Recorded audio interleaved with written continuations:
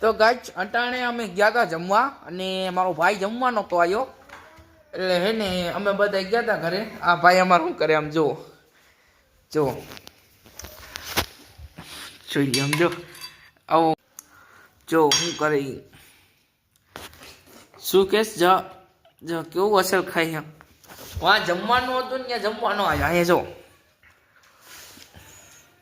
આ શું હે બોલને હું છે મોઢું તો એક વાર કેવું અસર ખાવું કરે જો જઈ લ્યા જો